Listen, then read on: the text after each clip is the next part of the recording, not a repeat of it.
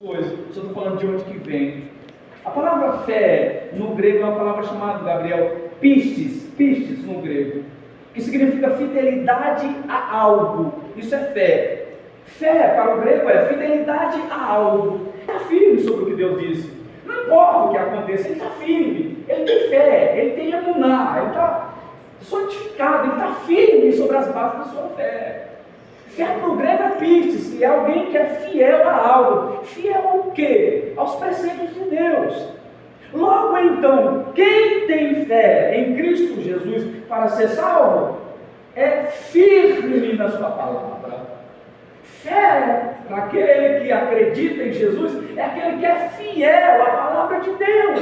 Ficou claro? É uma chave que pode destravar alguma coisa na sua cabeça. Para que serve fé na vida de alguém? Justamente, não se esqueça disso, porque no momento de dificuldade você vai precisar dessa palavra. Fé, no contexto bíblico, serve para quê? Serve justamente, presta atenção, serve justamente para anular a força do problema sobre a sua vida. Fé não vai tirar problema da sua vida. Fé não vai te impedir de ir para a cova dos leões. Fé não vai impedir o estardalhaço das águas sobre a sua vida. Mas a fé tira a força do problema. É isso que o autor aos Hebreus relata quando ele vai falar de Sadraque, Mesaque e Abednego, Azarias, Ananias e Misael. Que o autor aos Hebreus diz: pela fé eles apagaram a força do fogo. Peraí, irmão, eles não apagaram o fogo, eles apagaram a força do fogo. Para que serve fé? Para anular a força do problema sobre a minha vida. O problema está aqui, mas eu tenho tanta fé, eu estou tão firme, tão consistente naquilo que creio, de que o problema não tira de mim a resiliência de acreditar em Deus. E isso é falar a palavra Trindade, mas existe toda a divindade. Se nós acreditamos nesta ação de três deuses, um Deus que se manifesta em três pessoas distintas, a gente precisa conhecer ambos. Nós precisamos conhecer. Vou dar um exemplo bem básico para você entender. Deus nunca se queixou do pecado do povo, porque para pecar tem solução. Não, Deus se queixou algumas vezes no decorrer da história, acerca da desobediência, se queixou. Mas todas as vezes que Deus se queixava, ele mostrava aqui a solução. O problema está aqui, mas a solução está aqui. Mas tem uma coisa que Deus se queixa desde o Antigo Testamento até no Novo Testamento. Inúmeras vezes, de formas repetitivas, ele faz questão de repetir essas expressões. E qual é a única coisa que ele reclama desde o Antigo Testamento para o Novo Testamento? A falta da gente não conhecer Ele. O total de Deus fala assim: não, Deus, deixa eu resolver. E eu até brinquei com vocês aqui. Quem nunca aconselhou Deus aqui em oração? Eu acredito que todos nós. Poxa, Deus, eu queria que o Senhor fizesse exatamente assim. Ou seja, a tua ideia não é tão boa quanto o Senhor pensa. Boa mesmo é essa ideia que eu tenho. O que o Senhor acha da gente fazer assim? Talvez não seja algo parecido. Você só mudou a forma das palavras e a construção da oração. Mas às vezes a gente acaba aqui aconselhando Deus nas nossas orações. Eu falei para minha esposa, nós recebemos uma oração ontem em casa, né? Recebemos uma oração na nossa casa ontem. O irmão que orou, quantos gumes tinha a espada que ele falou? 50 gumes, né? E na oração dele ele disse: Deus, eu perdoo todo mundo pelo meu sangue, pelo sangue dele, né? E eu para minha esposa quietinho lá recebendo a oração. Não, eu não estou criticando não, tá bom? Não estou criticando. Aí depois que ele disse a oração dele, a sinceridade que vinha acompanhada da oração, minha esposa olhou para mim e falou assim: já pensou se Deus levasse em consideração as palavras que a gente distorce? Aquele que persiste em conhecer ao Senhor, ele vem como chuva sobre a nossa vida. Vocês acham que Deus deixa alguém se gloriar alguma coisa? A glória dele, sim ou não? Sim. Ele não divide a glória dele com ninguém, sim ou não? Não, ele não divide a glória dele com ninguém. Mas tem uma coisa que Deus fala assim: olha, eu tenho prazer que vocês se gloriem nisso. E o que é? Jeremias 9:23. Não glorie-se o forte da sua força, nem o sábio na sua sabedoria, mas qualquer um que quiser gloriar-se, glorie-se nisto, porque disto eu tenho prazer. Em que, Senhor? Em me conhecer, porque destas coisas eu me agrado. E a gente está sofrendo, porque quando a gente passa a estudar, tem muita gente aqui não, a gente não tem esse problema, né? Mas tem muita gente que diz: a letra mata. Como assim, irmão? A letra mata é a lei. Quando fala que a letra mata, é a lei de Deus que mata. Quanto mais você conhece Deus, mais próximo dele você está. E é por isso que nós precisamos aprender de Deus. Pneumatologia é o nosso estudo. Literalmente, isso daqui, dentro da teologia sistemática, o que é teologia sistemática? A teologia sistemática, ela faz um apanhado de assuntos. Por exemplo, a gente vai estudar sobre pneumatologia. Então, a teologia sistemática vai pegar tudo que tem sobre o Espírito de Deus, nos 66 livros, e vai trazer uma parte só. É o estudo sistemático. Se é só pneumatologia, estuda-se só sobre o Espírito. Falar principalmente do Espírito de Deus em ele. Porque dentro desse assunto de pneumatologia, a gente precisa falar de algumas coisas, além das adjacências. Por exemplo, quando você lê Gênesis 1:1, no princípio criou Deus os céus e a terra.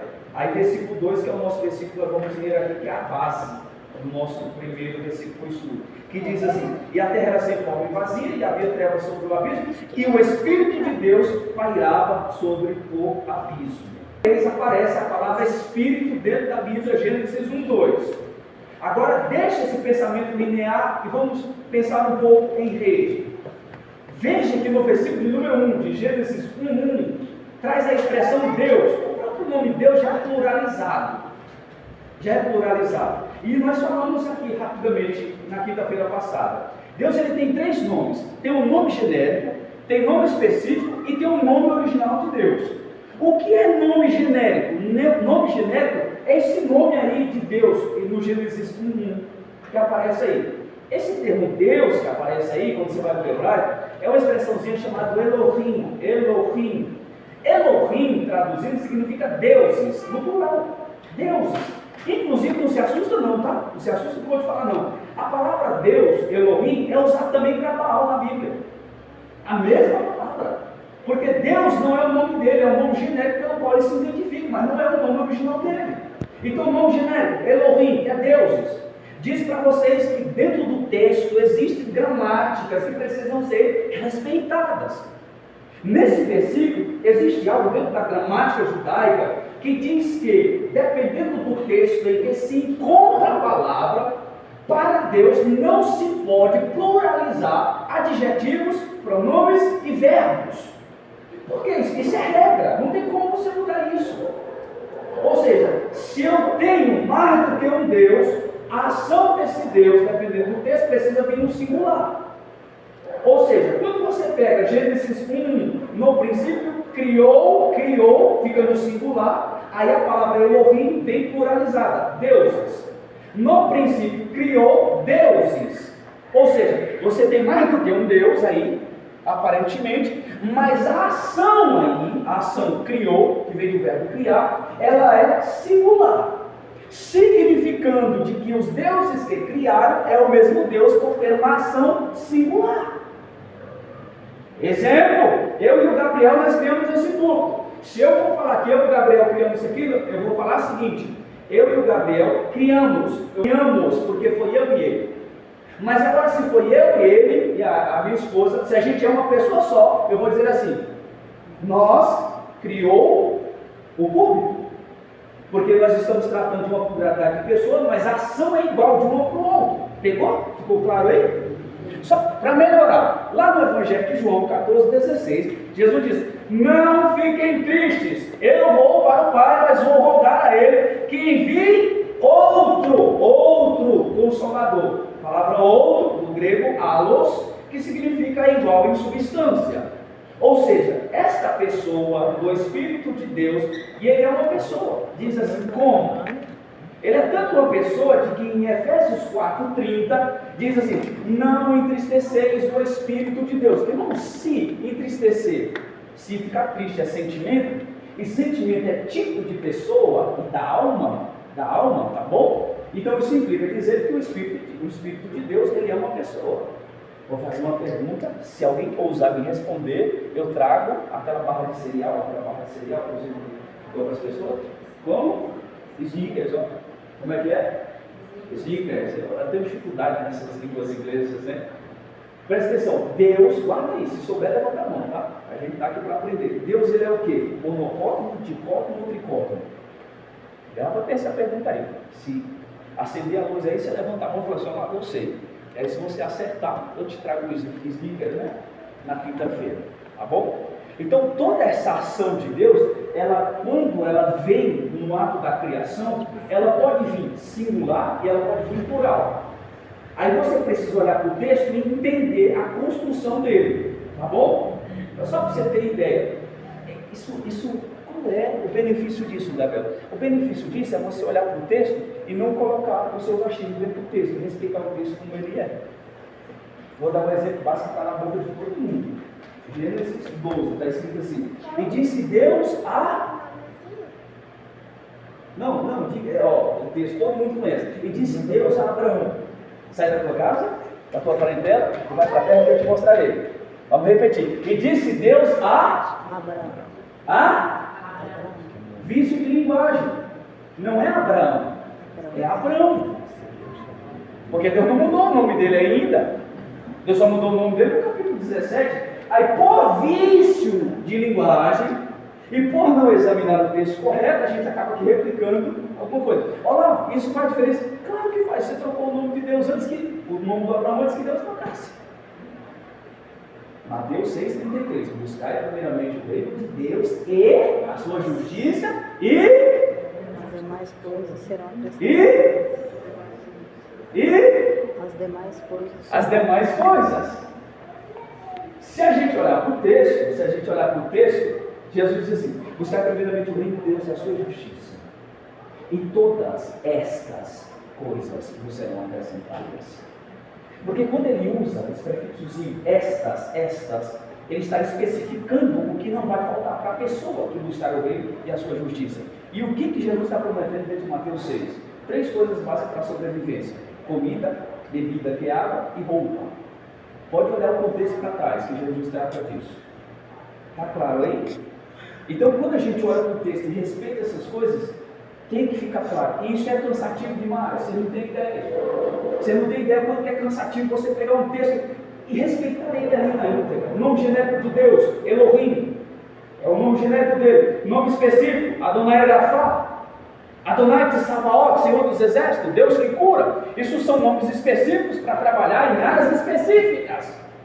Por exemplo, você quer libertação, você clama ao adorando ele, Deus. A expressão que vem do grego é pneuma. Você quer falar espírito no grego, você fala pneuma. Pneuma significa espírito, vento e sopro. Só que dentro do espírito, dentro do sopro e dentro desse vento, você tem um significado duplo. Não é só vento, não é só sopro, não é. Por detrás da palavra pneuma, que significa vento, que significa sopro, você tem um duplo sentido dentro da palavra, que também pode significar, Gabriel, uma pessoa. Pessoa essa que tem poder e capacidade de inspirar outrem. É um texto que eu disse para você de 2 Pedro 20, de que não há particularidade nenhuma humana em escrever os textos bíblicos, mas homens inspirados por Deus escreveram segundo a vontade dele. Ou seja, o Espírito aí é uma pessoa que tem capacidade de influenciar outras pessoas. Próximo slide.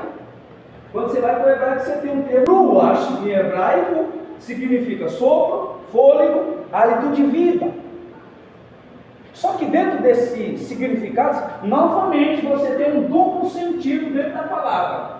Não é só hálito, não é só fôlego de vida, não é só sopro, não é só vento. Ruach para eles também pode significar uma pessoa.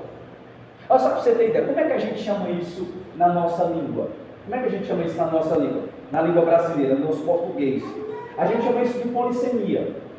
Faltou aula de português, vou ensinar agora. Polissemia é quando você tem mais do que um significado para a mesma palavra. Exemplo: Gabriel, me traga a manga. Gabriel do outro lado da esquina diz assim: a manga fruta ou a manga da minha camisa? Gabriel, você viu a pena? O Gabriel de lá grita para mim: a pena o quê? A pena da galinha? A pena do sentimento ou a pena, sentença? Gabriel, qual é o teu estado? Aí o Gabriel diz: estado do quê? O estado geográfico, o estado físico? Porque dependendo da palavra, no contexto em que está sendo dita, ela muda o significado. Posso dar um exemplo bíblico para vocês? Morte. Morte dentro da Bíblia, em Gênesis capítulo de número 2, migrando para o capítulo de número 3, é sentença. Se você comer, você vai morrer. Morte no Novo Testamento, Evangelho de João, capítulo de número 11, é um sono. Mas morte no capítulo de número 6 do livro do Apocalipse é um anjo que sai de um cabelo cavalo. Pegou? Não pode ser somente definido como sopro, mas também como pessoa. Como que eu sei de que ele é uma pessoa, Gabriel? Devido à palavrazinha que aparece em Gênesis 1:2. Todas as Bíblias de vocês, eu quero que vocês olhem para ela. Próximo slide, Luísa, por favor. Qual é a tradução que vocês têm aí, tá bom? Que tradução vocês têm aí? A palavra pairava ou se movia? Ou movia-se? Qual é a tradução que você tem aí? Se movia? Tem alguma Bíblia que está escrito pairava? Pairava. O Espírito de Deus pairava? Está tudo se movia aí? Não tem problema. Se movia e parava é a mesma coisa. Tá bom? Então nós temos pela primeira vez nós temos a palavra Espírito. Ruach. E o Ruach está... eu queria falar desse negócio, mas eu sou terminantemente proibido, porque senão eu vou abrir uma janela na cabeça de vocês. Responde, que negócio é esse do Espírito que está guardando esse abismo? Por quê? Abismo, Gabriel, é uma palavra hebraica chamada Techon. Techon para os judeus significa os mais profundos dos mares em prisão de demônios. Não vou falar não, tá? Vou abrir só uma janelaça na cabeça do povo aí. Jesus disse assim, de que os demônios, eles se pelam de medo de ir para o abismo. Techon. Não, o demônio ele tem tanto medo, esposa, desse lugar chamado abismo, porque uma vez indo para lá, não pode sair mais de lá. Por quê, Gabriel? Porque é justamente que tem aqueles 4 demônios perigosíssimos que estão presos no abismo, que serão soltos no período da tribulação. É a mesma palavra que aparece em Gênesis 1:2. É a mesma palavra que serve para maestrar o que vai vir pela frente. Então, abismo é prisão de demônios, o mais profundo dos mares. Techon. E eu disse que não vou mexer nisso daqui. A gente pode mexer nisso daqui mais para frente, porque abre isso aqui uma lacuna terrível com um negocinho chamado a teoria do gap. Que inclusive o patrono da teoria do gap é um camarada chamado James Dake, que talvez os senhores já compraram a Bíblia dele, a Bíblia de estudo Dake. Eu não vou mexer nisso daí. Mas a palavra se movia ou pairava, você tem 2 expressões hebraicas para essa palavra. Número 1, a palavra se movia, pairava, essa palavrinha hebraica aqui, ó, essa palavrinha hebraica aqui chamada merhavet. Merhavet. Novamente, você não precisa falar, eu não falo hebraico fluente, tá? Tenho conhecimento de algumas palavras e estou trazendo para vocês para mostrar da onde que está vindo, da onde a raiz, da onde que surgiu, como que é, tá bom? Posso falar uma curiosidade sobre a palavra? Posso sim ou não? A palavra comunhão, aonde foi escrito, na língua que foi escrito, que é no hebraico, é uma palavrinha hebraica chamada rabá, H-A-B-B-A-H, rabá. Você fala comunhão em hebraico. Só que dentro dessa língua aí, uma palavra cria outra palavra. É assim eles. Então da palavra rabá, que é comunhão, surgiu uma outra palavra chamada reberet, que por sua vez é esposa. Presta atenção, só pode ser esposa quem tem comunhão. Ah, não pegou? Não dá nem um sorriso canto de boca? Só pode ser esposa de Cristo se tiver, porque esposa é uma extensão da palavra rabá, que é reverente. Ah, para de graça, posso falar, Gabriel, para ver se dá pelo menos um sorriso. Jesus diz, aquele que tem a esposa é o esposo. E aqueles que estão embaixo não são superiores que estão no alto, porque aquele que está no alto conhece a sua noiva. Por que tu acha que aquelas 5 noivas prudentes ficaram? Como é que se torna noiva se não tem comunhão? Não, sai da fora. Ah, Senhor, a gente quer... Não tem conversa. Para ser esposa precisa ter o quê? Ah, para, você ter dado pelo menos um sorriso. Se não tiver comunhão, não tem como ser esposa. Ele só vai voltar para buscar a sua esposa. E para ser esposa precisa ter comunhão. Então essa palavrinha que aparece aí na sua Bíblia, se você quiser riscar ela, pairava ou se movia, essa palavra é chamada de merhavete, essa palavra merhavete aqui. Só que, quando você pega uma tradução mais antiga do hebraico, você não tem a expressão merhavete, você tem a expressão menashevah, que é a expressão usada para se movia. Agora, olha só para você ver como o negócio agora vai ficar complicado. O Espírito de Deus estava, para ficar bem didático assim, para ficar bem didático. O Espírito de Deus estava em Merhavete e o Espírito de Deus estava em Menashevah. E olha lá, qual é o significado disso daqui? Merhavete e Menashevah são expressões usadas para dizer acerca de uma ave que está chocando os seus ovos. É quando uma ave, ela deita sobre os seus ovos para aquecer e para dar forma àquilo que está informe. Eu sou nordestino, eu sei que o que é isso. Você pega a galinha, né, pastor? Eu vou botar essa galinha para chocar porque eu preciso de mais galinha. E aí você tem ovo. Só que o ovo está em líquido, não tem forma nenhuma lá dentro, Gabriel. Mas quando a galinha se deita sobre os ovos e começa a aquecer os ovos, há um processo de transformação. Para de graça. Para dar um sorriso de canto e boca. Jesus, quando ele está subindo de Jerusalém, que ele é expulso, ele diz: Jerusalém, Jerusalém, que mata os profetas e que apedreja os que a ti são enviados. Quantas das vezes eu quis os aquecer debaixo das minhas asas? Para de graça, irmão. É sério. Vou falar. Você sabe por quê? Que tem muita gente que não é transformada, porque não se deixa ser aquecido pelo Espírito de Deus. Aleluia. Vou falar. Quando o Espírito de Deus aparece em Atos capítulo número 2, que ele também foi prometido em Joel, o que o João via, o que o autor aos Atos escreveu, que é o Lucas, o que o Joel viu, o que o Ezequiel viu, eles não sabiam discernir como que é, não sabiam. Mas ele diz assim: é como fogo. É como fogo, Gabriel. Fogo que não destrói, mas fogo que modela. E vi línguas como repartidas de fogo. Ezequiel, capítulo de número 1, quando ele olha para as rodas do trono de Deus, o trono de Deus não é fixo, tá? O trono de Deus, na visão de Ezequiel, capítulo de número 1 e capítulo de número 10, esse trono se move. A palavra trono é Merhavah, que significa carruagem. O trono ele se mexe, só que debaixo desse trono existem rodas.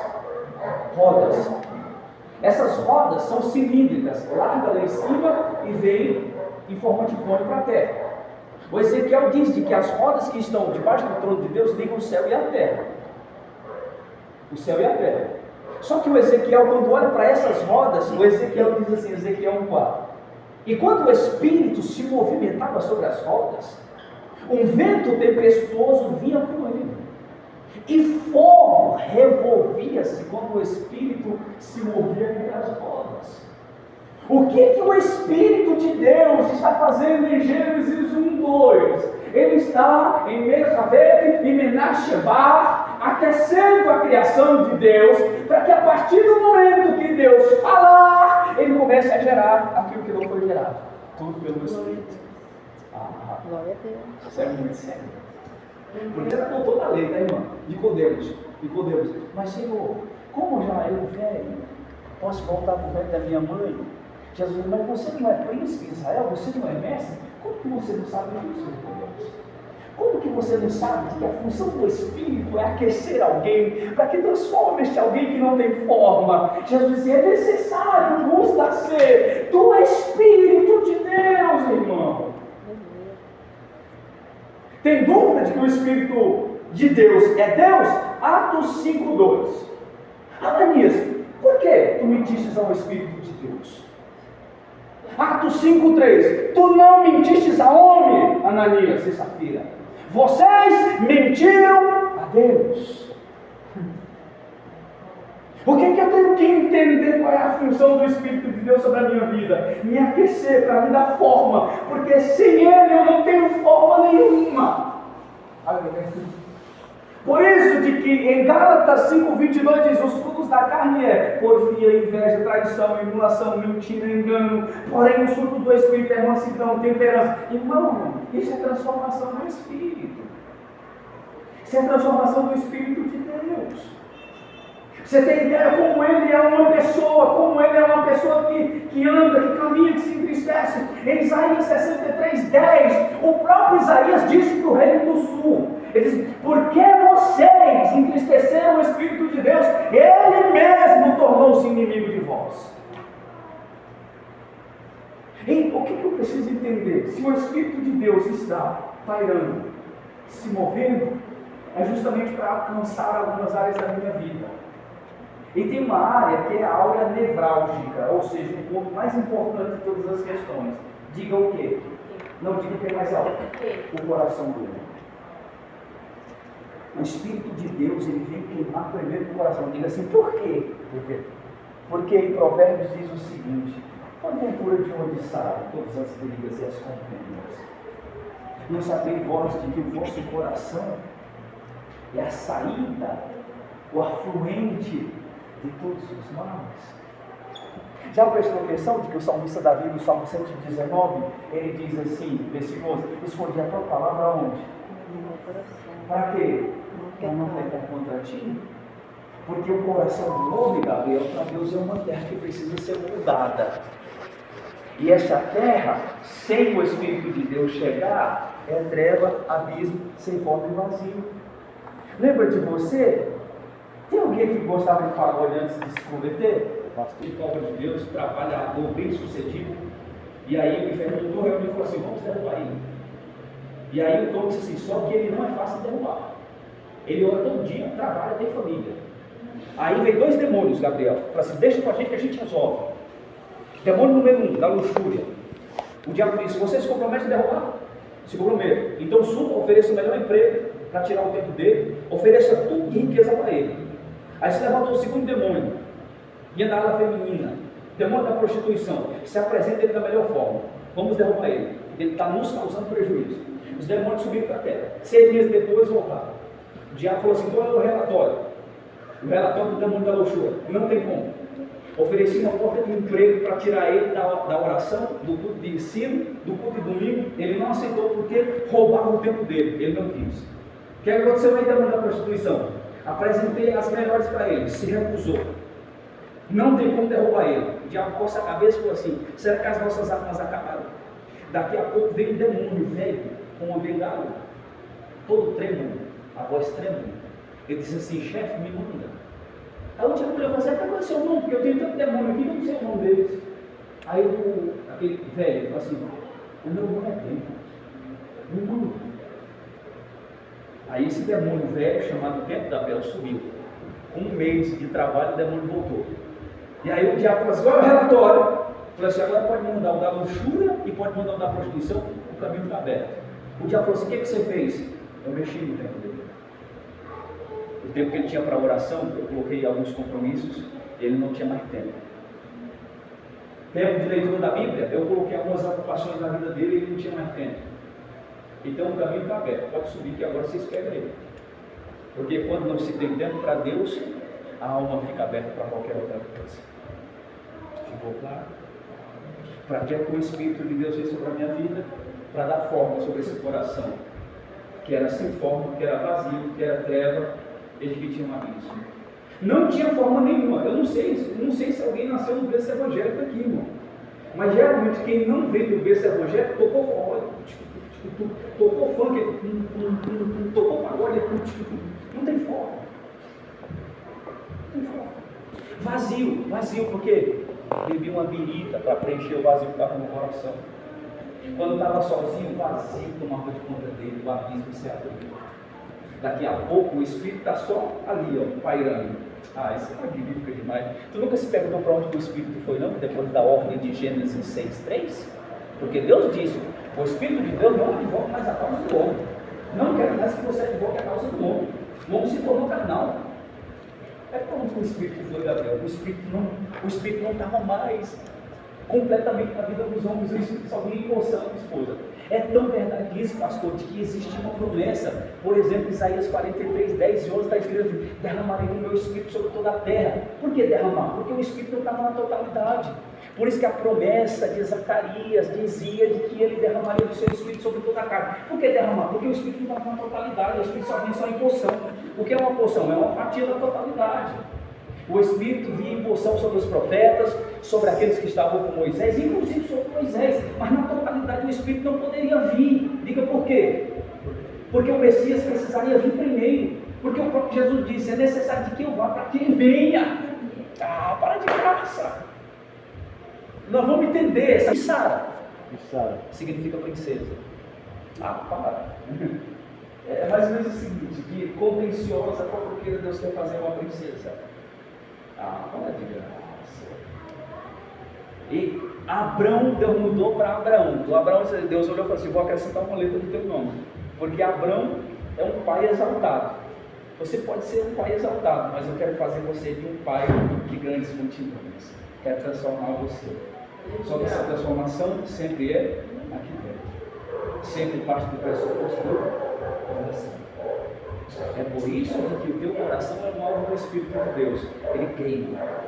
Mas queima de uma maneira tão significativa de que aqueles discípulos que estavam no caminho de Emaús, um era chamado Cleófas, quando ele senta à mesa para comer com Jesus, abre o pão assim que Jesus some, o Cleófas diz assim: era ele.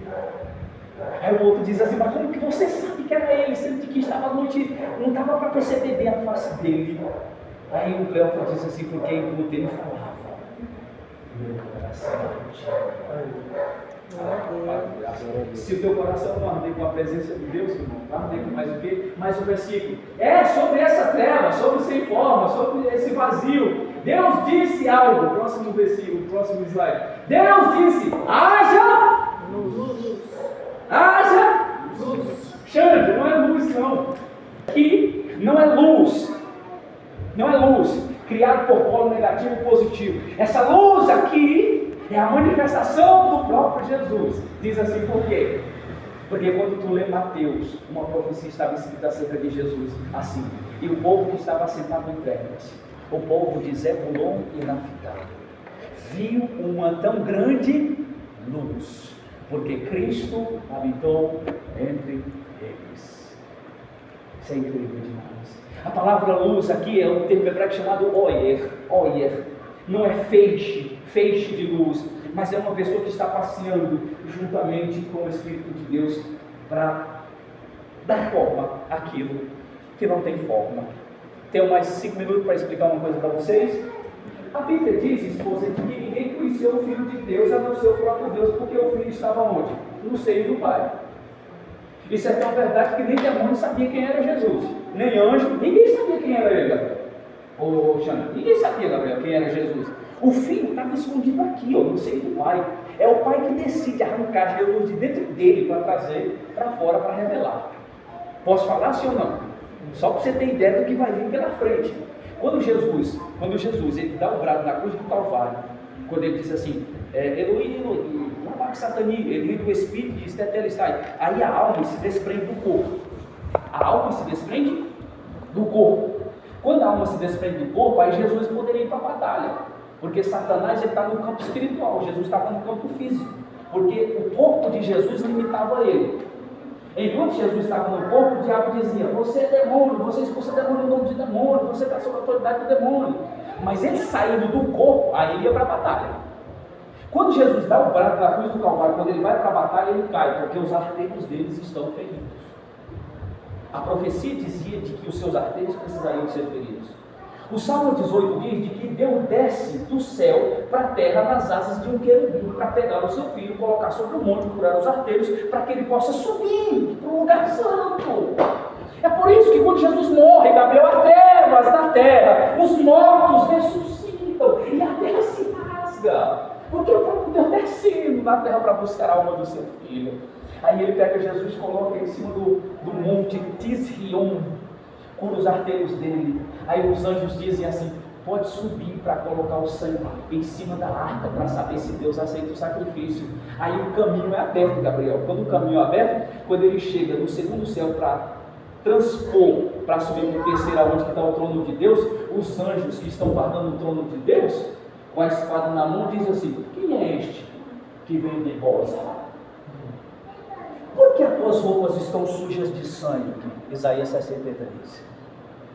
Aí ele olha para os anjos assim: porque eu sozinho pisei o lagar, e nenhum dos meus amigos se achou comigo. Mas quem é você? Um dos anjos pergunta. Ele diz: eu sou o Senhor que marcha na fortaleza do meu poder. Aí um dos anjos que está olhando para ele diz assim: Senhor, fortaleza da sua marcha? Isso é tipologia do Messias que está prometido. Aí o anjo olha e diz assim: levantai, ó entradas eternas, levantai, ó portai as suas cabeças, porque o Rei da Glória chegou. Aí o Rei da Glória chega com o sangue na mão, com o sangue na mão, com o sangue na mão. Ele coloca em cima da arca da aliança verdadeira e se afasta um pouco. O Deus Pai que está sentado se levanta. Quando o Deus Pai que está sentado se levanta, ele faz uma reunião de imediato.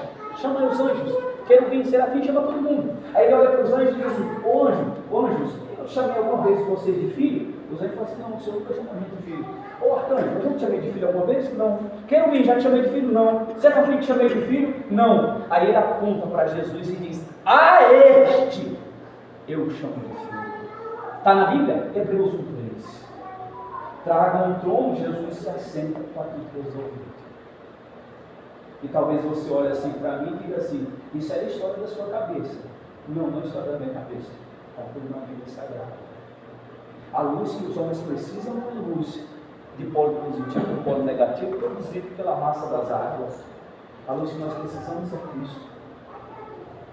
O mal existe em potência, mas na realidade o mal não existe, porque o mal é a ausência do bem. Se está mal é porque Deus não está presente. Se está xingando é porque o Espírito não está habitando. Se está fazendo muita coisa errada é porque Deus não tem o controle da sua vida. Venhamos e convenhamos, a gente quer alguns quartos da nossa vida que a gente não entrega a chave para Ele não. Sabe aqueles quartos que a gente coloca algumas coisas que a gente não gostaria que ninguém chegasse?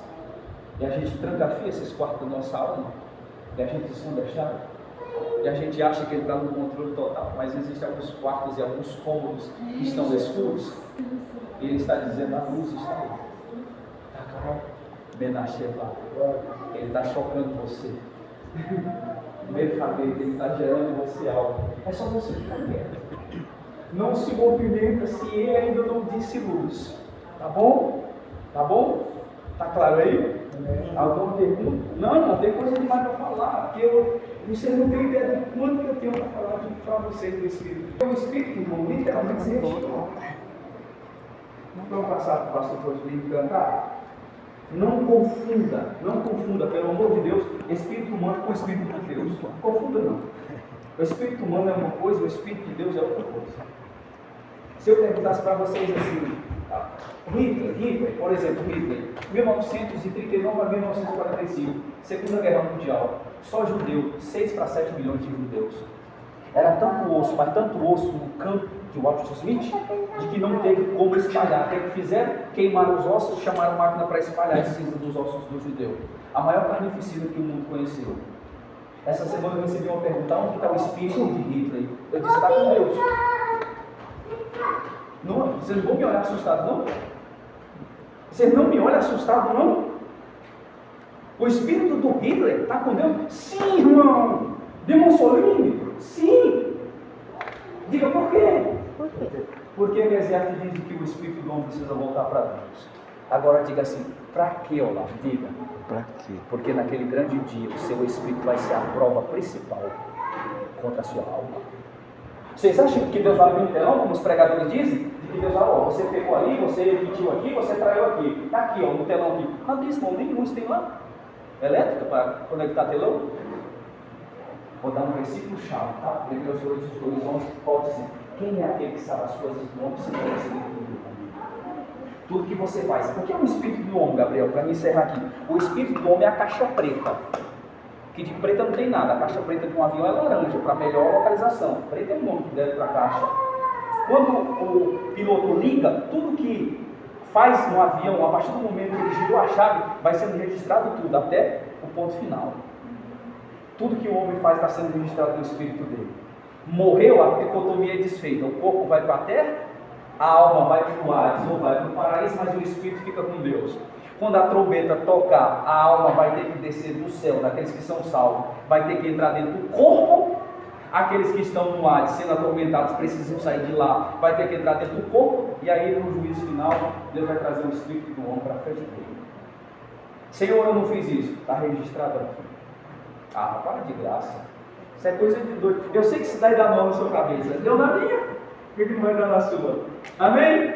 E na Shevá, primeiramente, que o Espírito choque você para você produzir muita coisa boa. Tá bom? Está dando para aprender alguma coisa? Agora o senhor não sabe do quanto que eu tenho para falar. É só o começo, tá bom? Só o começo.